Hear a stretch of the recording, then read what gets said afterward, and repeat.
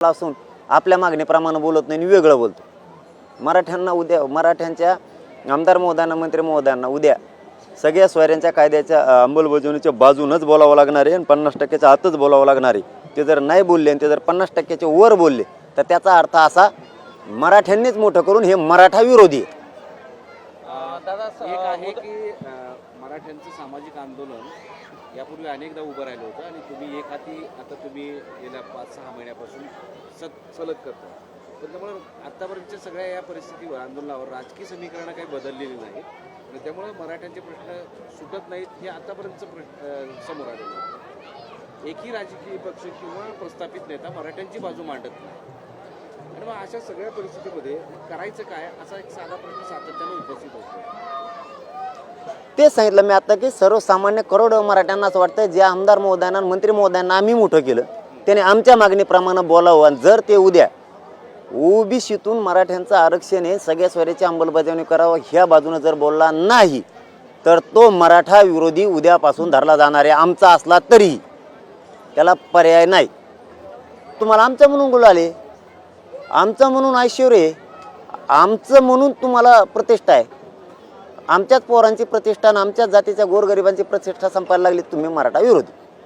तुम्ही उद्या अधिवेशनानंतर नावासकट महाराष्ट्राच्या जनतेसमोर मराठ्यांसमोर सांगणार का की हे हे हे हे हे हे हे मराठा विरोधी आहेत आणि या पुढच्या काळामध्ये मराठ्यांनी त्यांच्या सोयीनं निर्णय घ्यावा किंवा काय बोलावं हे म्हणायची गरजच नाही। सगळ्या पक्षातले आमदार महोदयांनी मंत्री महोदयांची जबाबदारी आहे गोरगरीब मराठ्यांची मागणी 50%च्या आतून आहे सगळ्या सोयऱ्याच्या अंमलबजावणीसाठी या बाजूनच बोलावं, कारण यांचा या जनतेचा गोरगरीब मराठ्यांचा तुमच्यावरती अधिकार आहे, कारण तुम्हाला त्यांनी काहीतरी घडवलंय गोरगरिबांनी।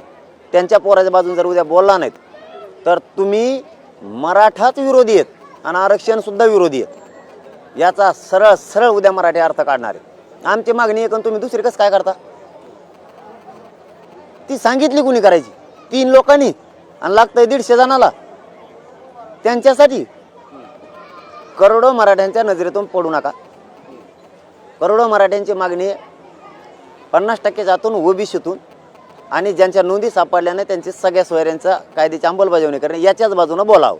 तुम्ही म्हणता 50%च्या वरचं द्या, वेगळं द्या, स्वतंत्र द्या, मराठ्याला वेगळं आरक्षण, याला नको धक्का आणि त्याला नको धक्का, धक्क्यान धुक्क्याचा काय संबंध रे?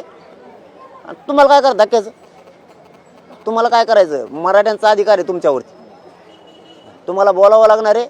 आम्ही तुम्हाला काय बोलणार नाहीत काय नाहीत, पण मग उद्यापासून तुम्ही मराठा विरोधी आहेत, मराठ्यांच्या मागणीच्या विरोधी आहेत, मराठ्यांचे पोरं बर्बाद व्हावात या विरोधी आहेत। तुमचा विरोधी बाकी उद्या ओबीसी नेते एकवटून विरोध करतील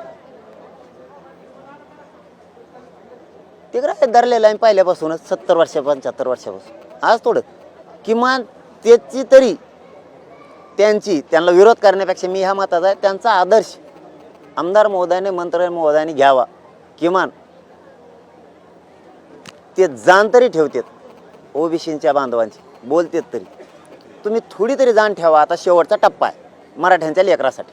म्हणजे तुम्हाला असं स्पष्टपणे म्हणायचं आहे का की मंत्री छगन भुजबळ हे जसं ओबीसीची बाजू मांडून लढतायत तसं सगळ्या आमदारांनी एकवटून मराठा आमदारांनी एकवटून लढावं सभागृहात? का लढू नये हा प्रश्न आहे आमचा गोरगरीब मराठ्यांचा। का जर नोंद सापडली, समजा आमची जमिनीचा 7/12 सापडलाय आणि आमचा आधार उधारार्थ तुम्ही आमदार महोदय मंत्री महोदय तुम्ही का म्हणू नये की याचा 7/12 सापडला त्या गोरगरिबावर अन्याय होतो त्याची जमीन त्याला दी? का म्हणू नये तुम्ही? आम्ही खोटं मागतो तुम्हाला? मंत्री महोदय मराठ्यांच्या आमदार महोदयांनी पक्ष सोडून सरळ सांगावं कुणबी नोंदी सापडलेल्या त्यांना आरक्षण द्यावं लागणार आहे। आम्ही ओबीसीच्या विरोधात नाही, तुम्हाला धक्का बी लागत नाही हेही बोलावं, पण त्यांचा हक्काचं आहे ते आणि ज्या नोंदी सापडल्या नाही त्यासाठी सगळ्या सोयऱ्यांचा कायदा देण्याचं सरकारनं कबूल केलं। तुम्ही का देत नाहीत?